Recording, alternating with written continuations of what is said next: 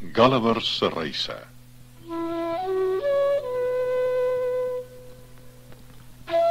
Eendag was daar 'n man met die naam Gulliver. Hy was 'n skipsdokter en moes dikwels na verre lande seil. Alles het goed gegaan, tot hy eendag met die Antiloop, 'n handelsskip, skep gegaan het. Na baie maande ter see, kom die skip naby die kus van 'n onbekende land. 'n Sterk wind het intussen begin waai, en spoedig steek 'n storm op. Die Antiloop loop op die rotse. Weldra breek die skip middeldeur en begin sink. Paniekerig werk die skipsvolk al oorboord. Net Gulliver slaag daarin om deur die siedende branding na die kus te swem. Al die ander matrose verdruk. Op die strand trek Gulliver hom moeisaam uit die water en kruip met sy laaste kragte teen die strand op. Toe, absoluut uitgeput, val hy in 'n diepe slaap. Hoe lank hy geslaap het, weet hy nie. Maar toe hy wakker word, skyn die son in sy oë.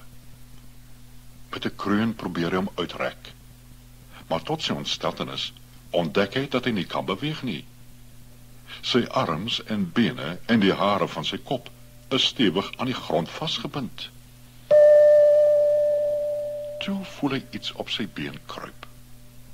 Gulliver tuur oor sy neus ondertoe en sien 'n piepklein mannetjie, skaars so groot soos sy pinkie, op sy bors loop. Toe merk hy nog mannetjies. Daar is minstens 40 van hulle, almal met klein pyle en bogies gewapen. Gulliver brul van woede en probeer homself losruk. Hy brul so hard dat baie van die mannetjies afval en ander hardloop weg. Maar toe hulle sien dat Gulliver nie kan loskom nie, keer hulle terug en begin hom met hul klein skerp pyltjies bestook. "Ouna, nee!" roep Gulliver, toe die naaldskerp pyltjies hom in die gesig tref. Toe kry hy nog 'n laag pyle in sy bors en hande. Met al sy mag probeer Gulliver die 1000 draadjies breek, wat hom op die grond vasbind. Maar dit help nie. Die toue is skaars so sterk soos garingdraadjies, maar saam vorm hulle 'n onbreekbare band. Gulliver lê dus maar agteroor en val geleidelik aan die slaap. Na 'n ruk wek 'n gehamer en 'n gekap hom. Met moeite draai sy kop effens na links en sien dat 'n goed geklede mannetjie op 'n houtstallasie staan wat langs sy kop gebou is. "Illo grotismo ad pupil Lilliput, ich Golbasto Magnifelus Caesalborius," skreeu die man in Gulliver se oor. "Ek verstaan nie mooi nie," sê Gulliver. "Het jy gesê julle land word Lilliput genoem?" Gulliver probeer dit aan die mannetjie se verstand bring dat hy honger en dors is. Maar toe hulle vir hom iets te drinke bring, bevat dit 'n sterk slaapmiddel. Terwyl hy slaap, bou 500 timmermans en ingenieurs 'n lae houtwa om hom na die keiser van Lilliput te bring. 900 man met pale lig hom op die wa, en meer as 1000 perde sleep dit na die hoofstad. Die optog kom net buite 'n stadjie tot stilstand, langs die bouvalle van 'n eeuwe-oue tempel. Hier word swaar kettinge aan Gulliver se bene vasgeklink. Toe hy wakker word, vind Gulliver dat die toue om sy lyf almal deurgesny is. Stadig kom hy oorent en kyk rond.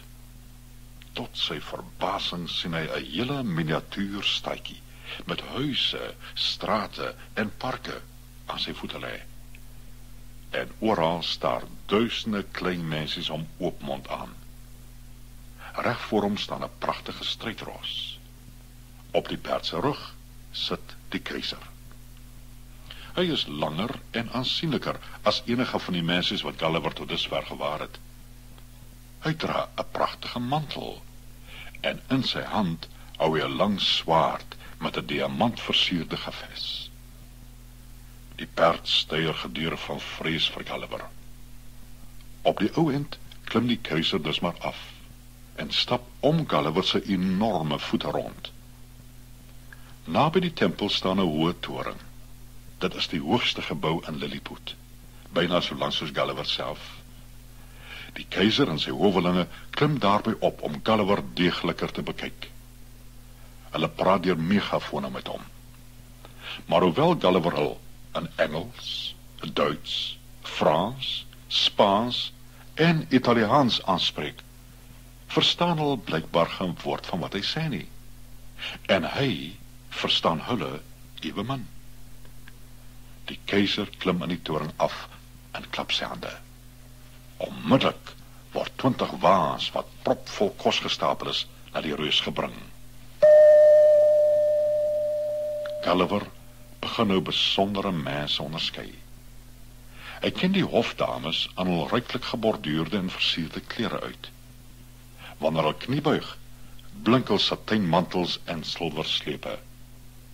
Hulle lyk almal so mooi, dat Gulliver een wil optel om die piepklein rokkie te bewonder. Maar hy is glad te beleef. Die hofdames in hul pragtige gewade lyk geskok en bedekkel oë, deur te sien hoe Gulliver die een waafvrag kos na die ander in sy keel afgooi. En toe 'n hele vate wyn wegsluk, val party van hul flou. Eindelik eindig die koninklike besoek, en Gulliver bly alleen in die tempel agter, behalwe dat honderde klein soldaatjies hom bewaak.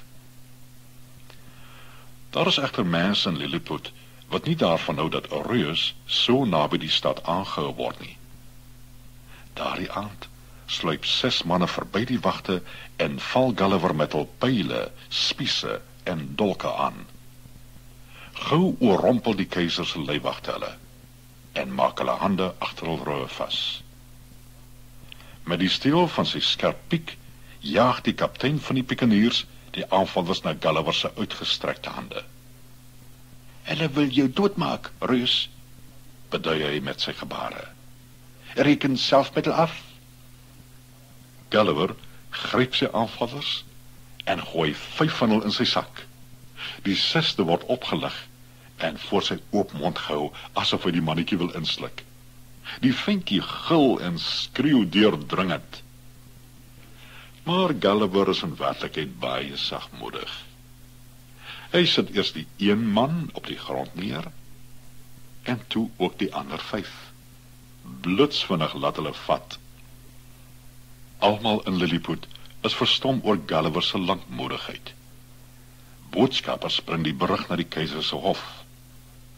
Al die ministers is daar byeen om te bespreek wat met die vreemde reus gedoen moet word. "Ek liggie bogal gratissimo kleinlik," sê die keiser, wat beteken: "Hy is klaarblyklik 'n vriendelike reus. Ons het niks te vrees nie." Maar waarin die tempel vasgeketting is, voel Gulliver baie eensaam, en wens hy kan ontsnap en as sy vrou en kinders terugkeer.